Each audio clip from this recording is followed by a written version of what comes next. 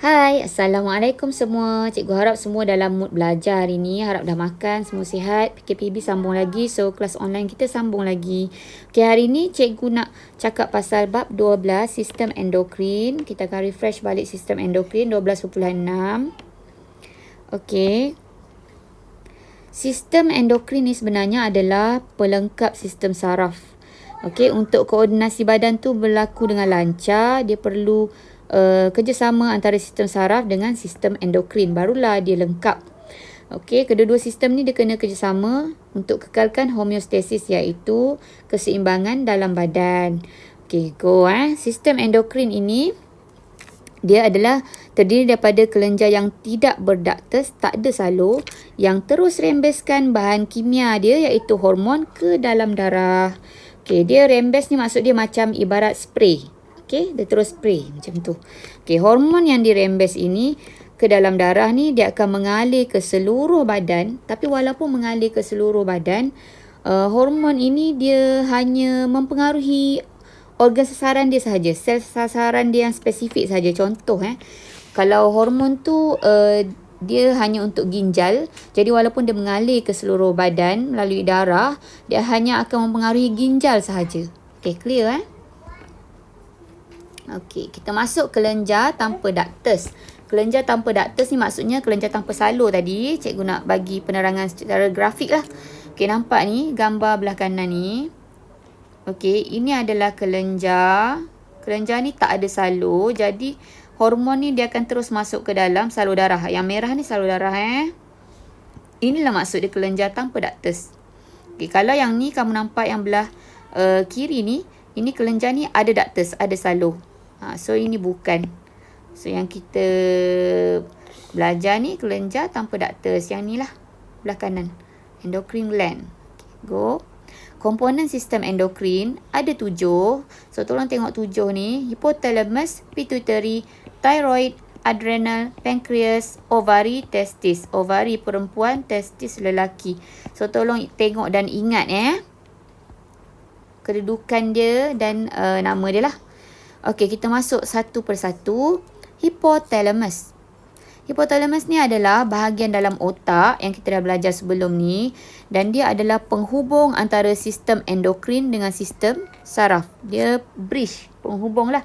Maksudnya apa-apa rangsangan daripada sistem saraf yang sampai ke hypothalamus, okey, yang memerlukan gerak balas dari endokrin akan disampaikan oleh hypothalamus ke sistem endokrin. Faham Okey. So, fungsi yang keduanya, hypothalamus ni dia kawal tindakan pituitary. Maksud dia, hypothalamus ni adalah big boss sistem endokrin lah. Dia big boss dan pituitary ni adalah Pituitary ni adalah boss. Big boss, hypothalamus, pituitary boss. Okey, sebab pituitary ni dia mengawal tindakan kelenjar endokrin lain pula bawah dia. Okey, so contoh dia hypothalamus ni dia kawal pituitary, dia rembes hormon gonadotrofin GnRH untuk rangsang pituitary, rembes FSH dan LH. Maksud dia hypothalamus hasilkan gonadotrofin. Bila pituitary dapat gonadotrofin ni, dia akan hasilkan pula FSH dan LH. Dia merangsang tindakan pituitary.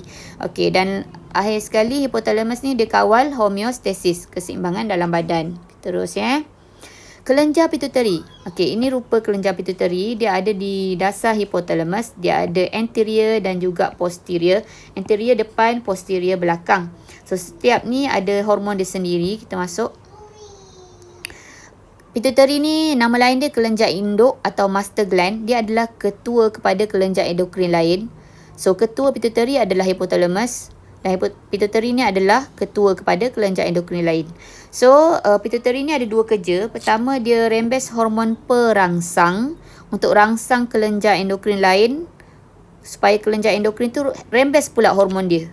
Faham So yang kedua, kerja dia rembes hormon dia sendiri ke organ sasaran. Maksudnya ada hormon yang dia rembes tu hormon perangsang, ada hormon yang dia rembes tu memang hormon dia sendiri, terus ke organ sasaran. Okey. So posterior, hormon dia hormon oksitosin dengan ADH. Kedua-dua ni adalah hormon yang terus ke organ sasaran. Oksitosin ke uterus dan kelenjar susu, ADH ke ginjal. Ke uterus maksud dia untuk merangsang pengecutan uterus selepas melahirkan. Ke kelenjar susu untuk merangsang penghasilan susu. Jadi ADH ni pula kerja dia pergi ke ginjal, hormon ni pergi ke ginjal dan merangsang penyerapan semula air di ginjal.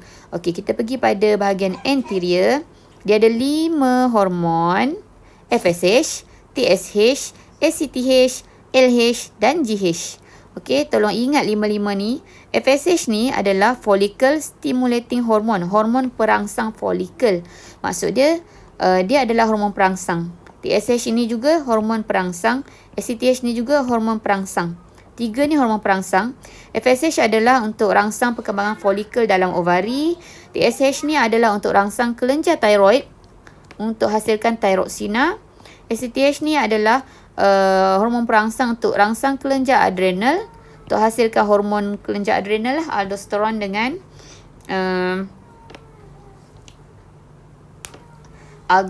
dengan adrenalina.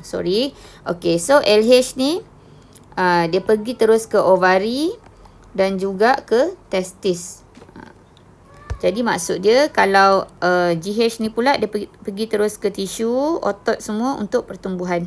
Jadi kesimpulan dia, oksitosin, ADH, LH dengan GH adalah hormon yang terus ke organ sasaran yang dihasilkan oleh pituitary. Manakala hormon perangsang FSH, TSH dan ACTH. Okey, clear Itu jenis-jenis lain, kelenjar adrenal. Tengok kelenjar adrenal, hormon dia 2, aldosteron dengan adrenalina.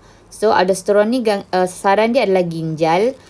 Fungsi dia meningkatkan penyerapan garam mineral di ginjal, penyerapan semula. Okey, untuk adrenalina ni tisu sasaran dia adalah otot, hati dan jantung. Nama lain dia adalah hormon kecemasan. Sebab dia hanya bertindak pada waktu kecemasan, ketakutan, kena kejar anjing ke. So adrenalina ni akan berfungsi. Fungsi dia bila cemas tu, apa dia buat? Dia akan tingkatkan aras gula dan asid lemak dalam darah. Dia akan tingkatkan kadar pernafasan, denyutan jantung dan kadar metabolisme. So kita lah boleh lah lari daripada hantu ke, lari daripada anjing ke, macam tu lah.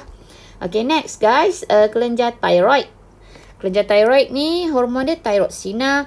Sasaran dia semua tisu sebab dia metabolisme badan. Fungsi dia meningkatkan kadar metabolisme, suhu badan dan mengawal atur pertumbuhan dan perkembangan. Biasanya dia memang sangat penting terutamanya pada kanak-kanak. Sebab kalau kanak-kanak ni tak cukup thyroxina, dia boleh jadi bantut dan juga pertumbuhan IQ dia terjejas macam terencak akal lah. Boleh Okay. So teruskan pankreas. Pankreas ni hormon dia insulin. Sasaran dia hati, otot dan tisu adipos. Sama juga dengan glukagon. Sasaran dia sama, hati, otot, tisu adipos. Kalau insulin ni, fungsi dia bila aras glukosa dalam darah ni tinggi sangat. So dia akan tukar glukosa ni jadi glycogen dan simpan dalam hati. Sama juga glukagon ni, kalau aras glukosa dalam darah terlalu rendah, so dia akan pecahkan glycogen tu, tukar glycogen kepada glukosa. Okay, next. Testis dan ovari. Okay, ni semua familiar Testis, ovari ni bab form 3. So testis, ovari form 1 bukan form 3 Okay, so testis, ovari. Testis ni adalah sistem organ pembiakan lelaki lah. Hormon dia testosteron. Tisu dia kat mana sasaran dia? Gonad, kulit, otot dan tulang. Gonad ni maksud dia organ pembiakan yang hasilkan sel pembiakan. Maksudnya yang menghasilkan sperma lah. Jawapan dia testis lah, gonad tu. Okay, fungsi dia merangsang perkembangan ciri seks sekunder lelaki dan spermatogenesis. Seks sekunder lelaki dah belajar dah, iaitu contoh dia tumbuhan bulu dada, suara garau, perubahan yang berlaku selepas balik lah. Dan spermatogenesis iaitu penghasilan sperma. Ovari pula hormon dia 2, estrogen dengan progesteron. Tisu organ sasaran dia gonad, kulit, otot, tulang. Okey, merangsang perkembangan ciri-ciri seks sekunder perempuan dan kematangan folikel. Ciri seks sekunder perempuan macam suara lembut, bentuk badan langsing, pinggul, bentuk pinggul, buah dada dan sebagainya lah. Kematangan folikel. Folikel ni macam pelindung ovum sebelum ovum tu dikeluarkan. Sebelum ovum tu dikeluarkan dari ovari, dia duduk dalam folikel. masa nak buat ovum tu dia duduk dalam folikel lah. Dia macam baju folikel, macam baju ovum. Sorry. Okey. So membaiki serta merangsang penebalan dinding uterus. Dinding rahim ni penebalan dia estrogen yang kontrol. Okey, progesteron. So tisu dia gonad, sasaran dia gonad. Fungsi dia merangsang perkembangan dinding uterus dan pembentukan plasenta atau uri. Okey, setakat ni dulu. Nanti kita sambung lagi part 2. Terima kasih.